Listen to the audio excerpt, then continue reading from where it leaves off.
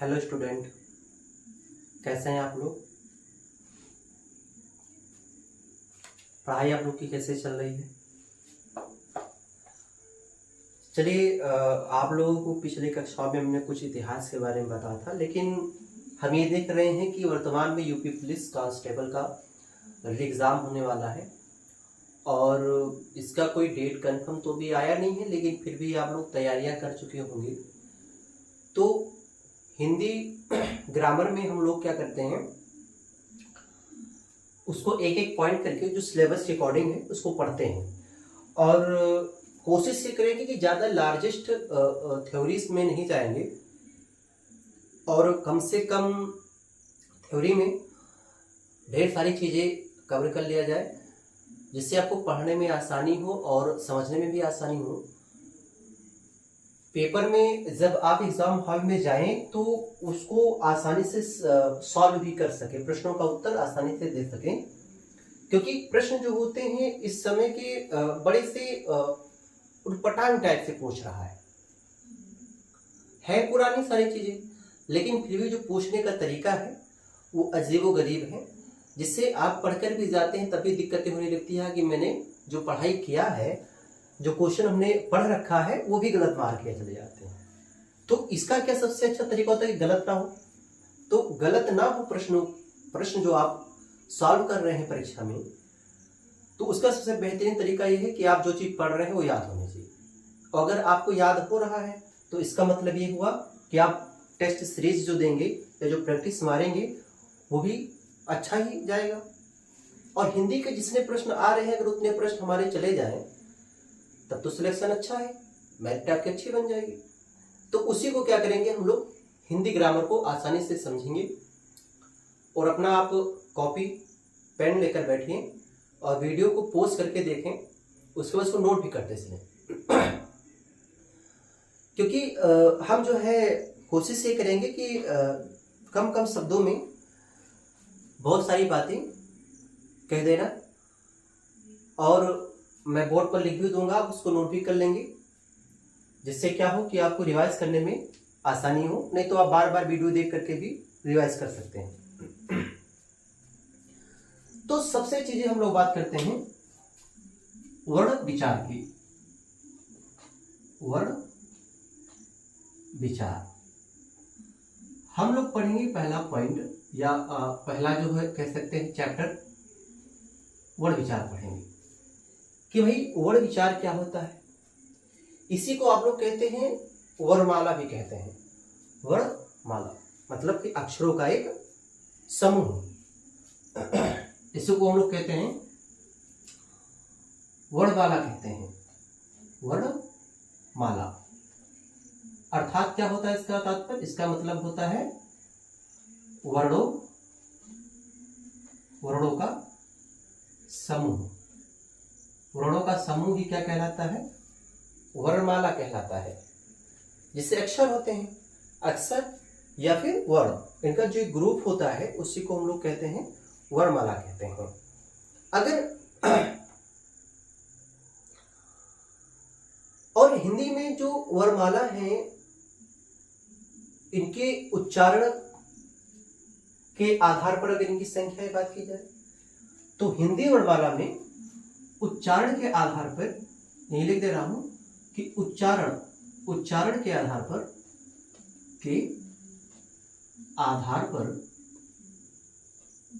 इनकी संख्या जो होती है वो 44 होती है।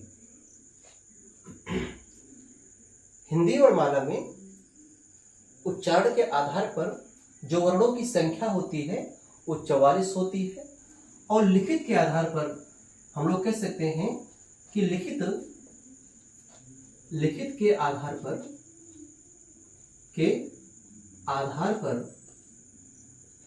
पर इनकी संख्या जो होती है वो 52 होती है। आपको ये बातें नहीं भूलना है कि वर्णमाला किसे कहते हैं, तो आपको पता होना चाहिए कि हिंदी भाषा में जो वर्णों का एक समूह होता है उसी को वर्णमाला कहते हैं। उच्चारण के आधार पे जो वर्णमाला होते हैं, उच्चारण के आधार पर वर्णों की जो संख्या होती है वो 44 होती है।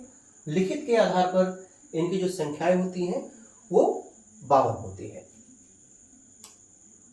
अब अगर हम लोग इनके वर्णमाला के दृष्टि पर थोड़ा सा नजर डालते हैं तो हम लोग ये देखते हैं कि वर्णमाला जो होते हैं या जो वर्ण विचार होता है, ठीक है, ये दो प्रकार के होते हैं। तो इसको मैं क्या करता हूं, मिटा दे रहा हूं, ये आपके लिए जानने के, अभी इसको मैं शॉर्टकट में भी लिख दूंगा, लेकिन आप इसको ध्यान रखेंगे।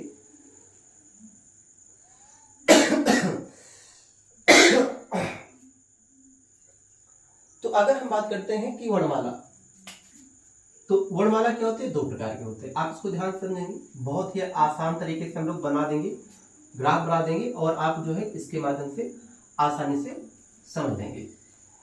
तो वर्णमाला कितने प्रकार के दो होते हैं, एक तो क्या होता है आपका स्वर होता है और दूसरा हमारा होता है व्यंजन।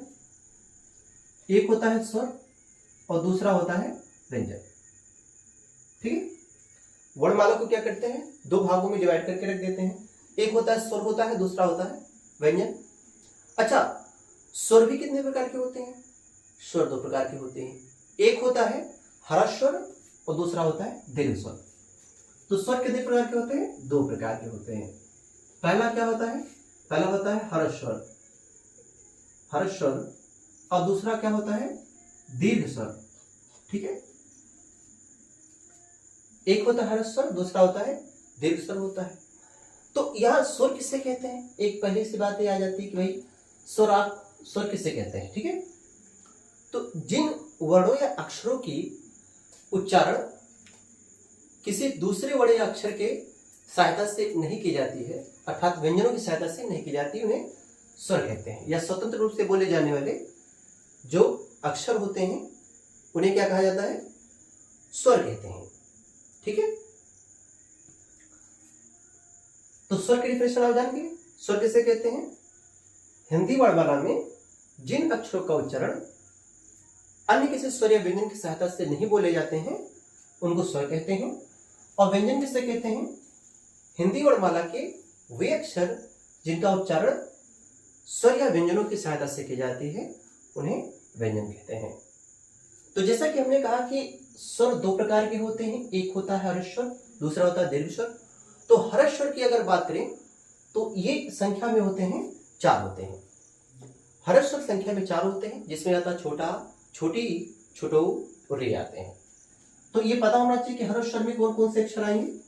इसमें आपके आएंगे छोटा, छोटी, छोटो, रे, ये आएंगे। इनकी संख्या कितनी होती है, चार। ह्रस्व स्वर में क्या होता है, छोटा, छोटी, रे आते हैं। दूसरा आता है हमारा दीर्घ स्वर।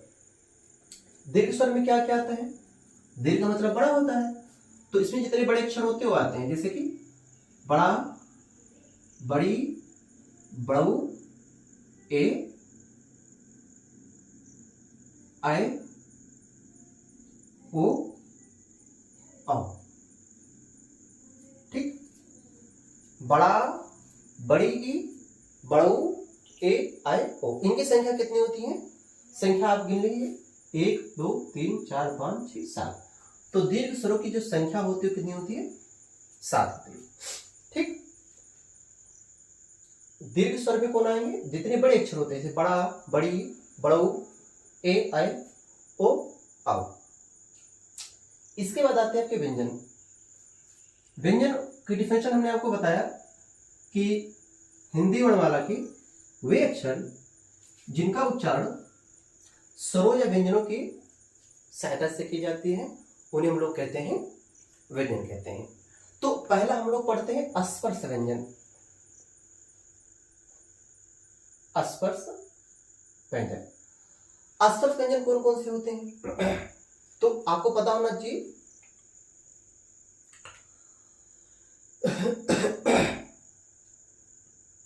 स्पर्श व्यंजन की अगर हम लोग बात करते हैं तो इसमें जो का वर्ग से पा वर्ग, ठीक है।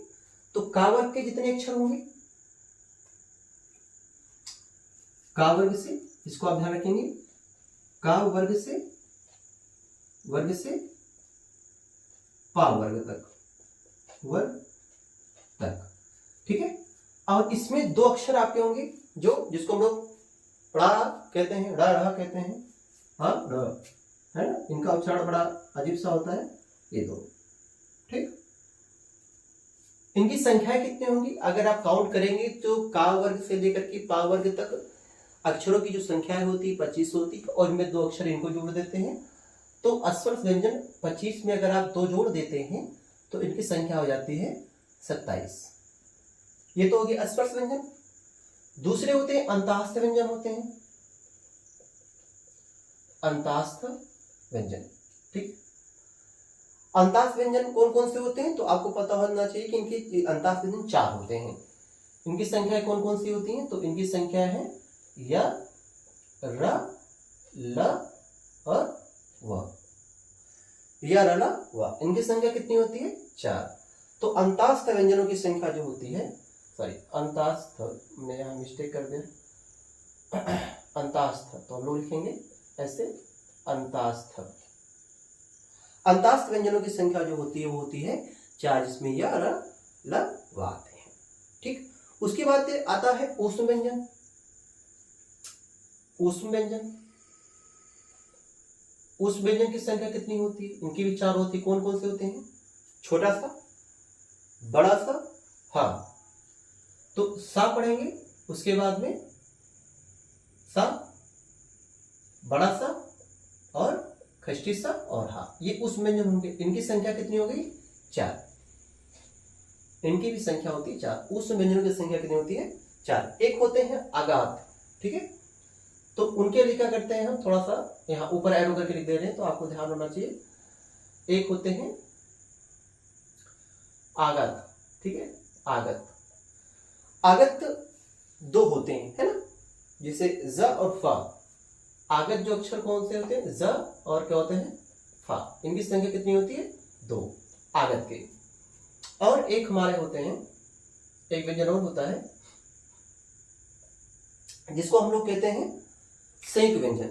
ठीक है, तो होते हैं हमारे संयुक्त व्यंजन होते हैं, संयुक्त व्यंजन। ठीक है, तो संयुक्त व्यंजन में कौन होता है, श, त्र, ज्ञ, ठीक है, और श्र, ये वाला श्र। ठीक है, इनकी संख्या कितनी होती है, इनकी संख्या 4 होती है। कितनी होती है 4।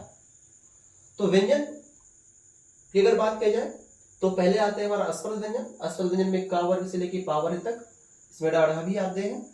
25 + 2 मतलब कि 27 हो जाते हैं। अंतास्थ व्यंजन या लावा होते हैं जिनकी संख्या में 4 होते हैं।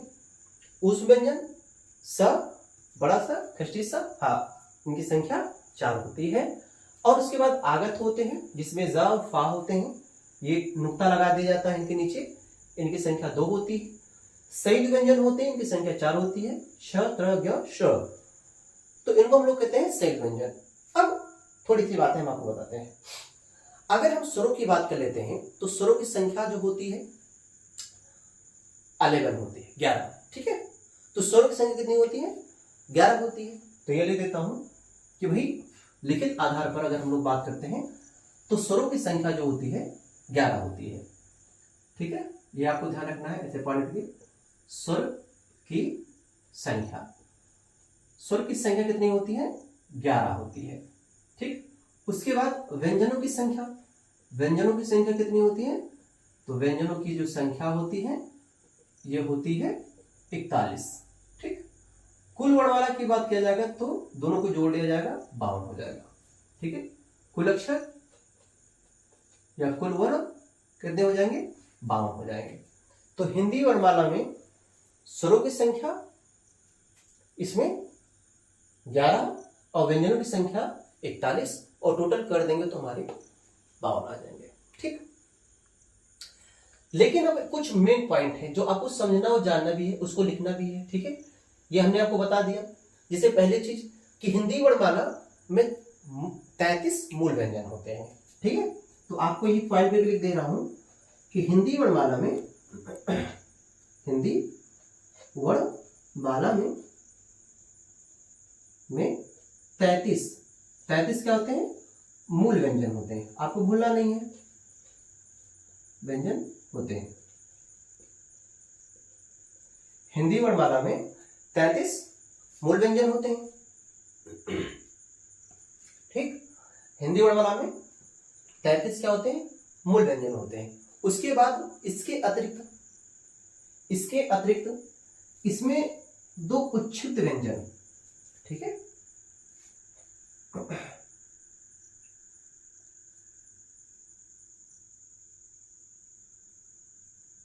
उच्छिष्ट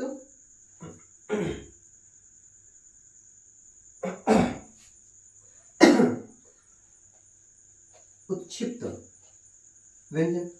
तो उत्तीक्ष व्यंजनों की जो संख्या होती है वो 2 होती है। इसी में हिंदी वर्णमाला में जो मूल व्यंजनों की संख्या होती है वो होती है 33, और उसमें क्या होते हैं? 2 उत्तीक्ष व्यंजन आ जाते हैं, और इसमें क्या होते हैं? 2 अयोग्यवाह आ जाते हैं। क्या होते हैं? अयोग्यवाह, अयोग्यवाह व्यंजन। ठीक है, इनकी संख्या कितनी होती है?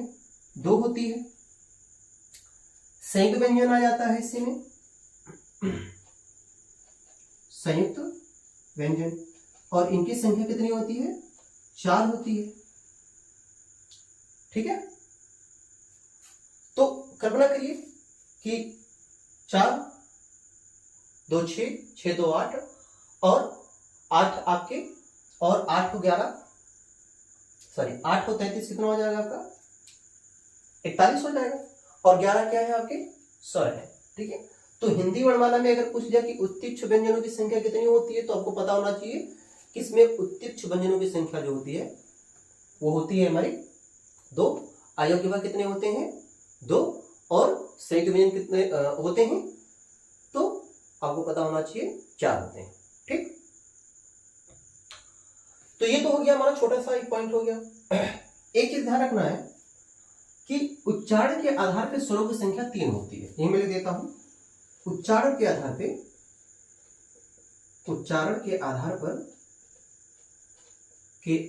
पर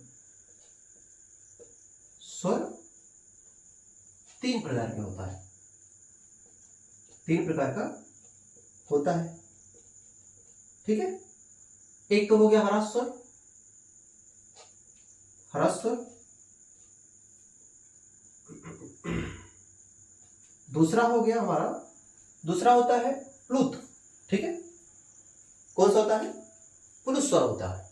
ठीक है, तो हमने एक लिखा ह्रस्व स्वर, दूसरा हमारा हो गया दीर्घ स्वर, और तीसरा हो गया हमारा प्लुत स्वर।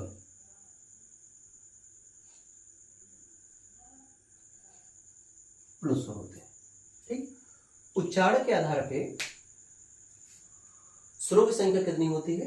3 होती है, जिसमें आप क्या कहा? ह्रस्व, दीर्घ स्वर और प्लुत स्वर आ जाता है। ठीक है, तो ये तो पॉइंट हो गया हमारा स्वरों से संबंधित। अभी इसमें बहुत सारी चीजें हैं जो आपको एक लाइन में समझना है, आप इसे नोट कर लेंगे, पढ़ने में आसानी होगी।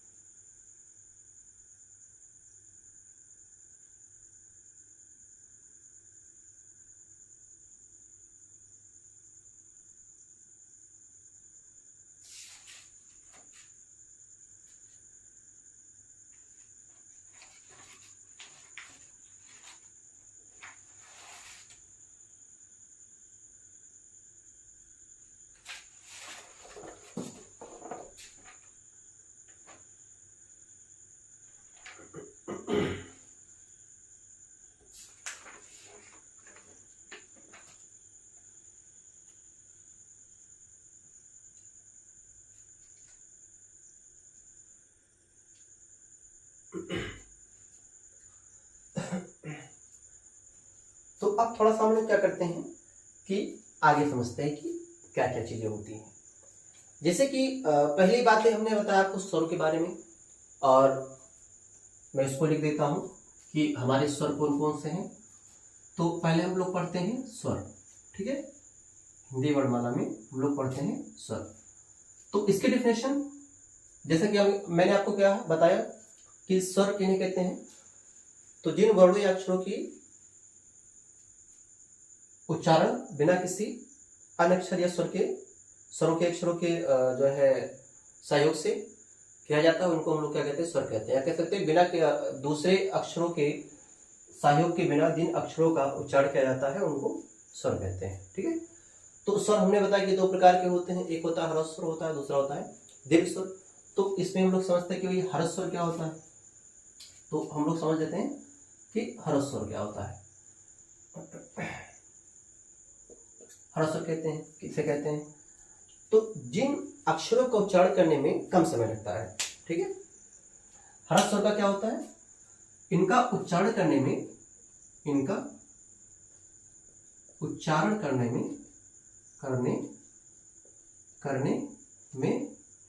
कम समय लगता है, कम समय लगता है।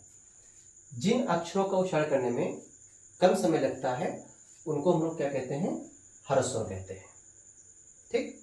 ह्रस्व स्वर कौन कौन से हैं, मैंने आपको बता रखा है कि इनमें कौन कौन से अक्षर आते हैं। तो इनमें आता है छोटा, छोटी ई, छोटा ऊ और री, ये सारे क्या है, ह्रस्व स्वर है। दूसरा है हमारा दीर्घ स्वर है, दीर्घ स्वर। तो इनका उच्चारण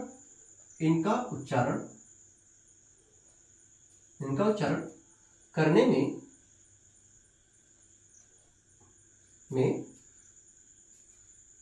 ह्रस्व स्वर से थोड़ा अधिक समय लगता है, ह्रस्व स्वर से थोड़ा अधिक समय लगता है, थोड़ा अधिक समय लगता है, ठीक। तो इनके हमने इसको बताया, इसमें कौन कौन से अक्षर आते हैं। तो दीर्घ स्वर में हमने बताया था आपको कि बड़ा आ, बड़ी ई, बड़ऊ और ए, आए, ओ, आओ, ठीक है। बड़ा, बड़ी, बड़ऊ, ए, आए, ओ, आओ, ये आते हैं। अब आता है मूल स्वर कौन कौन से होते हैं, ठीक है।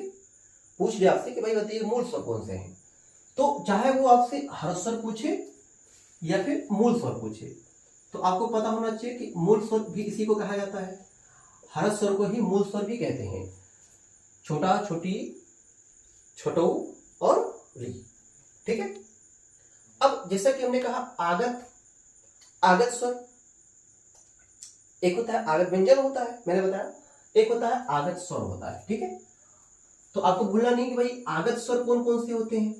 तो आगत स्वर आपको पता होना चाहिए कि इसमें केवल एक होता है, जिसको हम लोग पढ़ते हैं बड़ा, उस पर अर्धचंद्र, बड़ा पर अगर अर्धचंद्र लगा हुआ है तो इसको हम लोग कहते हैं आगत स्वर कहते हैं। एक होता है अग्र स्वर भी होता है। भाई अग्र स्वर कौन कौन से होते हैं, अग्र स्वर, तो अग्र स्वर में छोटी ई, बड़ी ई, ए और आए, छोटी ई, बड़ी ई और ए, आए जो होते हैं इनको हम लोग कहते हैं अग्र स्वर कहते हैं, ठीक है। दूसरा होता है मध्य स्वर, तो आपको पता होना चाहिए भाई मध्य स्वर कौन सा होता है। आपसे पूछ लिया कि मध्य स्वर बताइए, तो भाई मध्य स्वर जो होता है उसको हम लोग कहते हैं छोटा आ को। छोटा आ हिंदी वर्णमाला में मध्य स्वर के नाम से जाना जाता है। दूसरा होता है पश्च स्वर, अगर पूछ दिया कि पश्च स्वर बताइए तो पश्च स्वर क्या बताएंगे आप लोग, तो ध्यान रहे कि पश्च स्वर में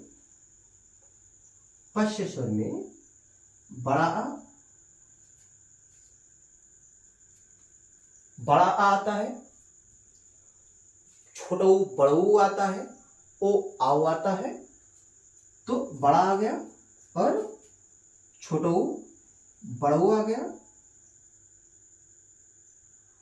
ओ आ गया, आओ आ गया, और बड़ा पे जो अर्धचंद्र होता है इसको पश्च स्वर कहते हैं। हिंदी वर्णमाला में समृद्ध स्वर कौन कौन से होते हैं? तो समृद्ध स्वर जो होते हैं बड़ी बड़ो होता है। ठीक है, पूछता है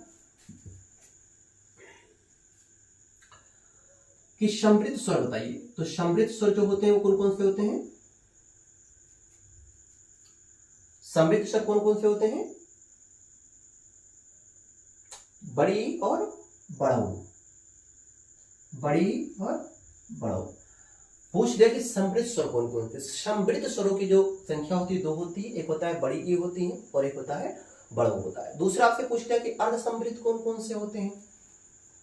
अर्ध समृद्ध स्वर, अगर आपसे पूछता है कि अर्ध समृद्ध स्वर, तो अर्ध समृद्ध जो स्वर होते हैं इनकी संख्या भी दो ही होती है, और इनको कहा जाता है छोटी ई और छोटो ऊ। अर्ध समृद्ध कौन से होते हैं? छोटी और छोटो। विपरीत पूछ लिया कि भैया विपरीत बताइए, विपरीत स्वर कौन से होते हैं? तो विपरीत स्वर जो होते हैं, विपरीत स्वर जो होते हैं ये कौन कौन से होते हैं? तो विपरीत स्वर जो आता है आपका बड़ा आ, ए और ओ आता है। ठीक है, बड़ा आ, आए और आओ, इसको कहते हैं विपरीत स्वर। बड़ा आ, आए और ओ, आओ, इसको कहते हैं हम लोग विपरीत स्वर कहते हैं। एक होता है अर्ध विपरीत। ठीक है, कौन सा होता है? अर्ध विपरीत। अर्ध विपरीत स्वर कौन से होते हैं? तो अर्ध विपरीत स्वर जो होते हैं आपका होता है छोटा,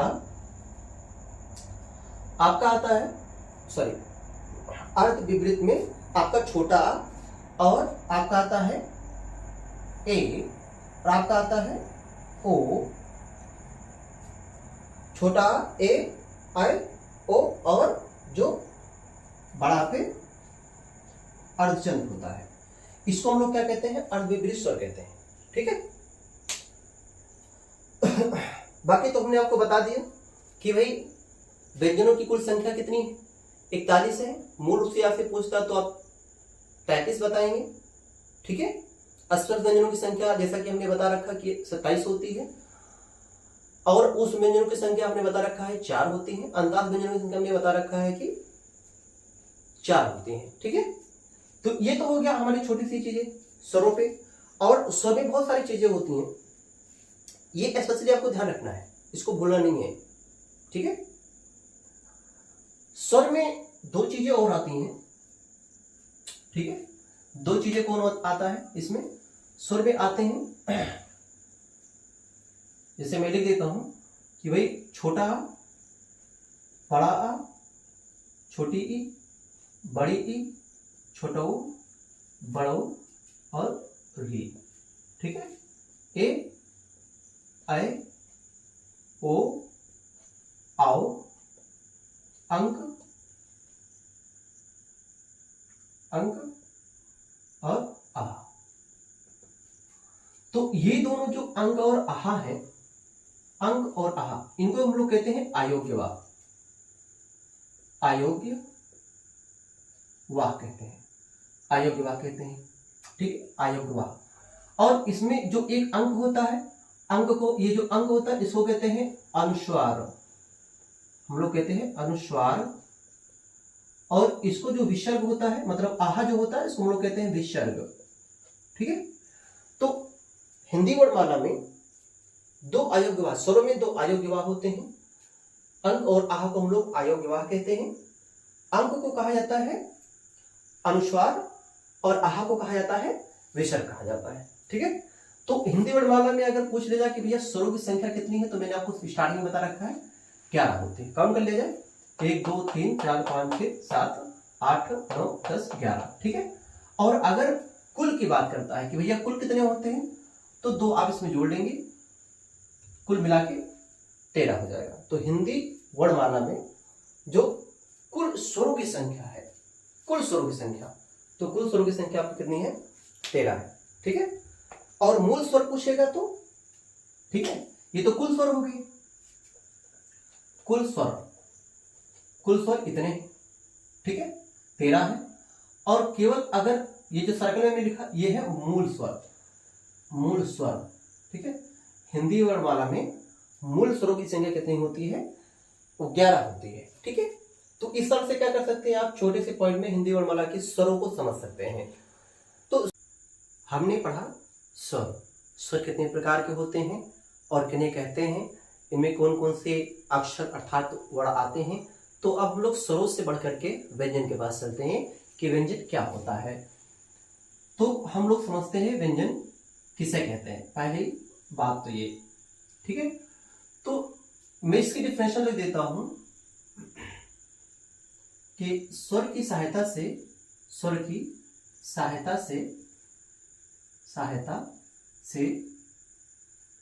व्यंजन वर्णों का उच्चारण होता है। ठीक है, यह कह सकते हैं कि जिन अक्षरों का उच्चारण वर्णों की सहायता से की जाती है उन्हें व्यंजन कहते हैं। ठीक है, जो छोटा आ अक्षर है, ध्यान रखेंगे, छोटा आ वर्ण के सहयोग से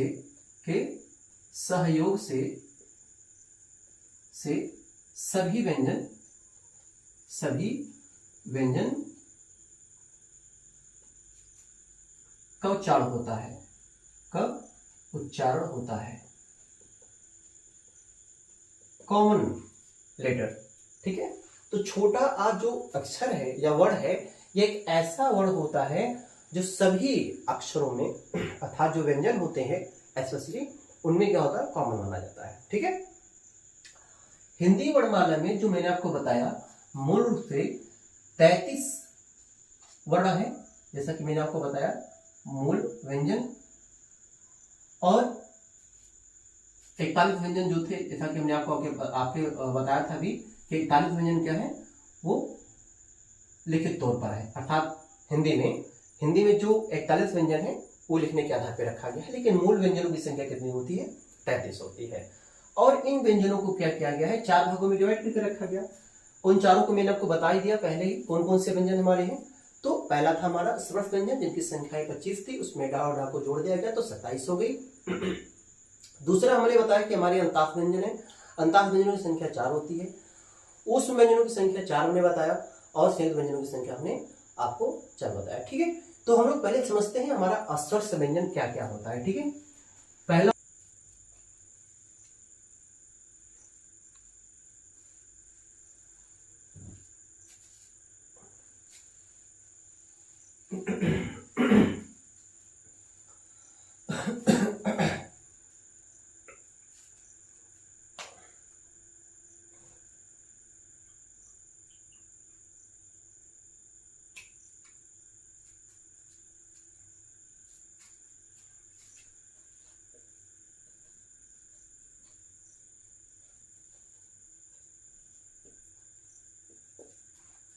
तो स्पर्श व्यंजन की बात हुई थी, तो वे वर्ण, ठीक है, जिनका उच्चारण जिह्वा या जीभ के जो है स्पर्श मात्र से उच्चारण किया जाता है, जिह्वा के स्पर्श मात्र से उच्चारण किया जाता है,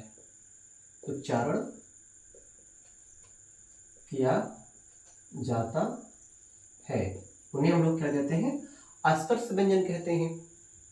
तो स्पर्श व्यंजनों की एक बड़ी विशेषता क्या होती है कि जो है इनको हम लोग क्या करते हैं कि आसानी से बांट देते हैं।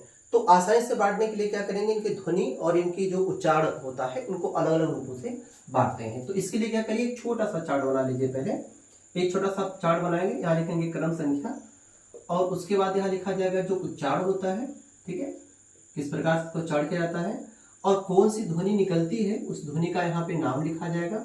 उसके बाद यहाँ पे कौन सा वर्ग आता है उस वर्ग का नाम लिखा जाएगा। उसके बाद यहाँ पर हम लोग क्या करेंगे कि कौन से वर्ण आते हैं, वर्ण मतलब कि कौन से अक्षर आते हैं, उनका नाम हम लोग यहाँ लिख देंगे आसानी से। तो एक एक करके हम आपको बताते चलते हैं क्या क्या होता है इसमें, ठीक है।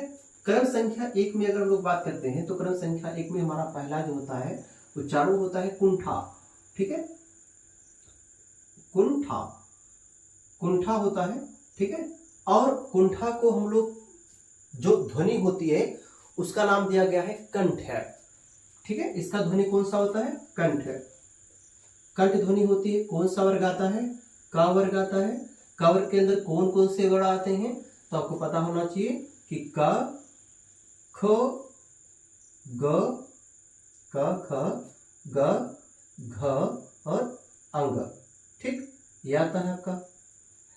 अगला आता है दूसरा हमारा जो होता है, दूसरा जो हमारा उच्चारण होता है उसको हम लोग कहते हैं तालु, ठीक है। क्या कहते हैं, तालु। दूसरा उच्चारण जो होता है उसको कहते हैं तालु। तालु का जो हम लोग ध्वनि मानते हैं उसको कहते हैं तालव्य। तालव्य जो होता है कौन सा वर्ग होता है, तो च वर्ग होता है, ठीक है, च वर्ग होता है, च वर्ग होता है। और च वर्ग के अंतर्गत कौन कौन से वर्ण या अक्षर आते हैं, तो ये होता है च, छ, ज और झ। उसके बाद होता है न्या। न्या कहिए, जिसे न्या कहते हैं बहुत सारे लोग, और आपको बचपन से पढ़ाया जाता है इया इया करके, तो इया नहीं, फिलहाल वो न्या होता है, ठीक है। इसके बाद आता है मूर्धा, मूर्धा, ठीक है। तीसरा हमारा आता है मूर्धा, इसको कहते हैं मूर्धन्य कहते हैं, मूर्धन्य, ठीक है। इसके अंदर कौन सा वर्ग आता है, तो इसके अंदर आता है ट वर्ग, ठीक है, ट वर्ग आता है। तो इसमें आएगा ट, ठ, ड और ढ और अड़, ठीक। इसके बाद हमारा चौथा आता है, जिसमें हम लोग क्रम संख्या चौथा आता है, और इसका जो उच्चारण होता है चौथे का, इसको हम लोग कहते हैं दंत, ठीक है। कौन सा कहते हैं, दंत कहते हैं, ठीक है। क्रम संख्या चौथा का आता है दंत, और दंत की जो ध्वनि होती है इसको कहते हैं वर्तस्य कहते हैं। क्या कहते हैं, वर्तस्य, ठीक है, वर्तस्य, वर्तस्य कहते हैं। इसमें कौन सा वर्ग आता है, तो ता वर्ग आता है, ठीक है। कौन सा वर्ग आता है, ता वर्ग। और इसमें हम लोग लिखते हैं कौन से अक्षर, ता, ता, था, द, ध और ना, ठीक है। इसके बाद आपका पांचवा आता है, पांचवे को हम लोग, जिसको हम लोग कहेंगे ओष्ठ, है ना, ओठ, ओठ कहते हैं। और इसमें ध्वनि कौन सी निकलती है, तो ओष्ठ है, ओष्ठ ध्वनि निकलती है। कौन सा वर्ग आता है, तो इसमें पा वर्ग आता है। पा वर्ग के अंतर्गत कौन से बड़े अक्षर पढ़े जाते हैं, तो इसमें प, फा, बा, भा और मा, ठीक है। ये लास्ट के जो हम लिख रहे हैं, जो ध्वनियां हैं, ये लास्ट के जो हमारे अक्षर हैं, इस अक्षर को एक स्पेशल नाम दिया जाता है, जिसको हम लोग कहते हैं नासिक्य वर्ण कहते हैं। इनको हम लोग कहते हैं जो ण, न्या, ण, म और ना है, इसको हम लोग कहते हैं नासिक, अनुनासिक कह सकते हैं, अनुनासिक, ठीक है। क्या कहते हैं इनको, हम लोग कहते हैं अनुनासिक, ठीक है। अनुनासिक व्यंजन कह सकते हैं, अनुनासिक, अनुनासिक व्यंजन कहते हैं, ठीक है। और इसमें से ये जो तीन अक्षर हैं, न्या है, णा है, ढ़ा है, इनसे कोई भी शब्द नहीं बनते हैं, ठीक है। तो इनसे क्या होते हैं, इनसे कोई भी, इनसे प्रारंभ होने वाले, ऐसे लिखते हैं, इनसे प्रारंभ होने वाले, प्रारंभ होने वाले शब्द, होने वाले शब्द नहीं बनते हैं, नहीं बनते हैं, ठीक, इनसे नहीं बनते हैं। तो ये तो इससे क्या होगी, विशेषता होगी थोड़ी सी, आप इसको आसानी से समझ सकेंगे कि भाई जो स्पर्श व्यंजन है, इनकी मैंने आपके चर्चा भी कर दिया था कि भैया इनके जो संख्याएं होती हैं वो 25 होती हैं, लेकिन अगर दो संख्याएं और जो अक्षर और जोड़ दिया जाए, जो ये वाला ढा, रा होता है, इनको अगर इनको जोड़ दिया जाएगा तो इनकी संख्या टोटल कितनी हो जाएगी, 27 हो जाएगी। तो कह सकते हो कि मूल स्वरों की जो संख्या होती है, मूल स्वर की संख्या जो मूल स्पर्श व्यंजन की संख्या क्या होती है? तो हिंदी वर्णमाला में मूल स्पर्श व्यंजनों की जो संख्या होती है वो होती है 25।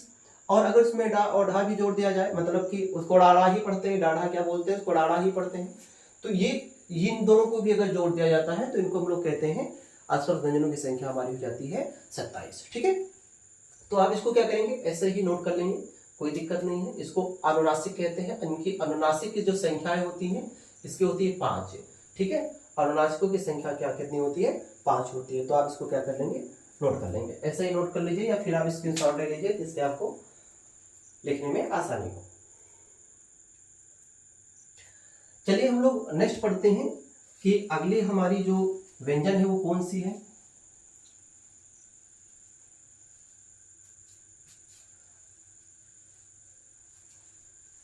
हमने व्यंजनों की संख्या पढ़ी, व्यंजन में हमने पढ़ा अस्पर्श व्यंजन। इसके बाद हमारा आता है नेक्स्ट व्यंजन जिसको हम लोग कहते हैं अंतःस्थ व्यंजन।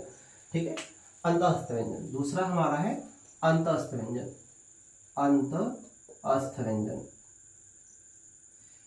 ठीक है। इन व्यंजनों का जो उच्चारण होता है तो लिख सकते हैं कि इनका उच्चारण दांत, ओठ, तालु व दंत। ठीक है, दांत, ओठ, तालु और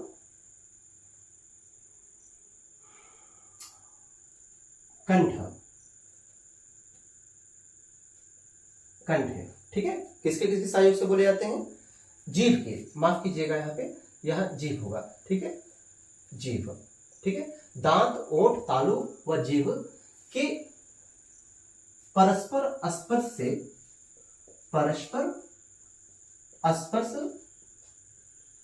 से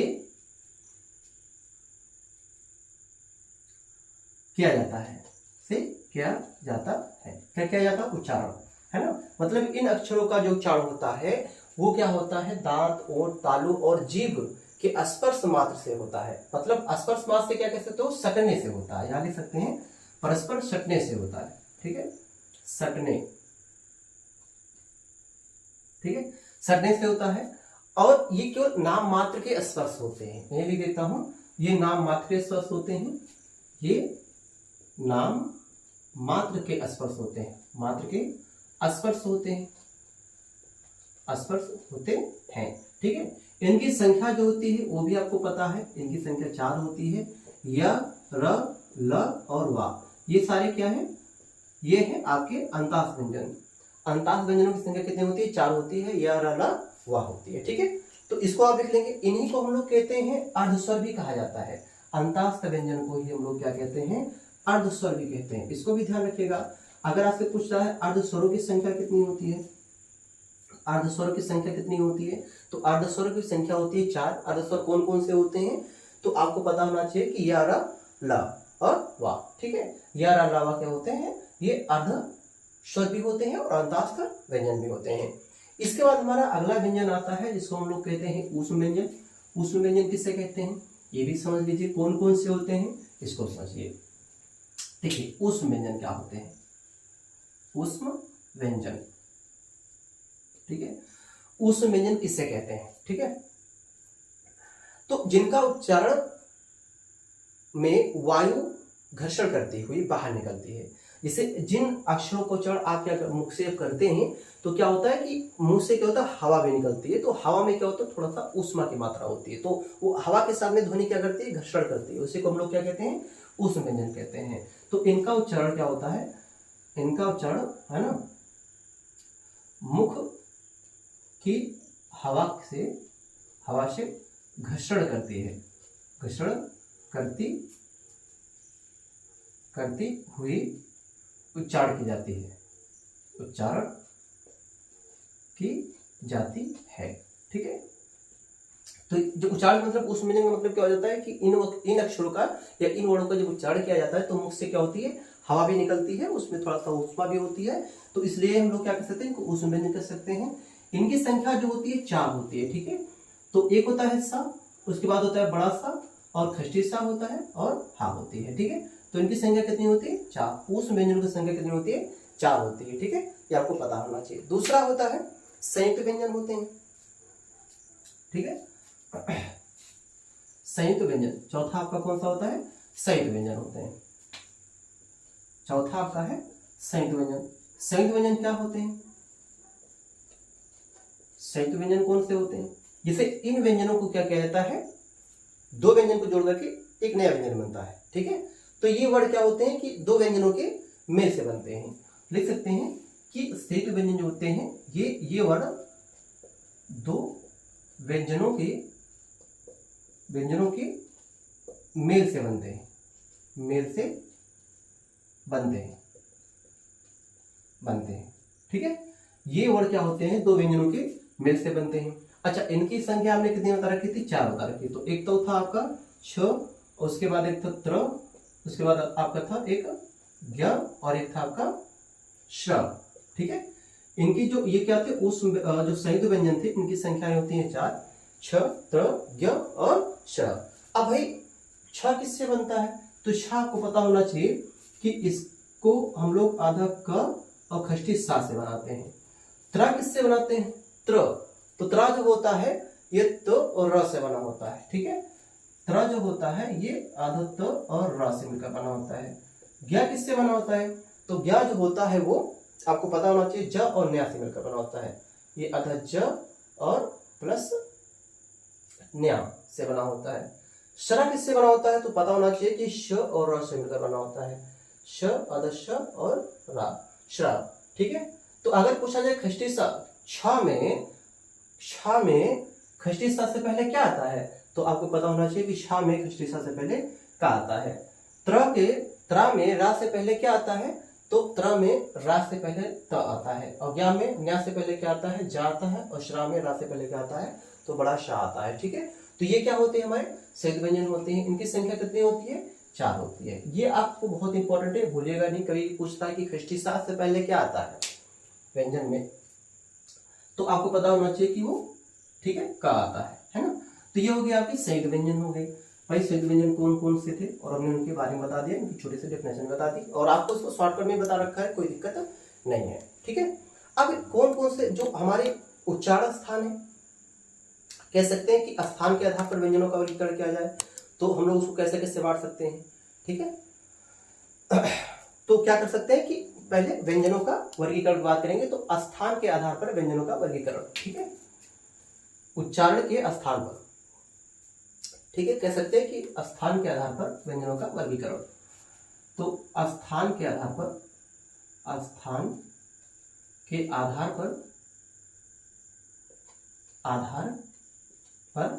व्यंजनों का वर्गीकरण।